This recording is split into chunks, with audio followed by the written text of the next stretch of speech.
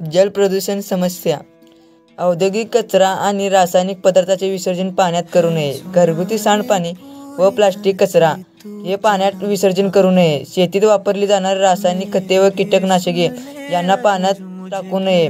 धार्मिक कचरा व मृतदेहांचे विसर्जन पाण्यात करू नये. मानवी दुर्लक्ष व अज्ञानामुळे निर्माण होणारे प्रदूषण जलामध्ये होते. जल प्रदूषणावर उपाय.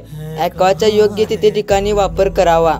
शाळा, ग्रामपंचायत, वसाहतीमध्ये लोकांना पाण्याचे महत्त्व समजले पाहिजे. कारखान्यामध्ये पाणी शुद्धीकरण यंत्रणा बसवणे. पर्यावरणपूरक जीवनशैली स्वीकारणे. हातावरून पडणारे पावसाचे पाणी टाक्यामध्ये साठवून भूजल वाढवावे.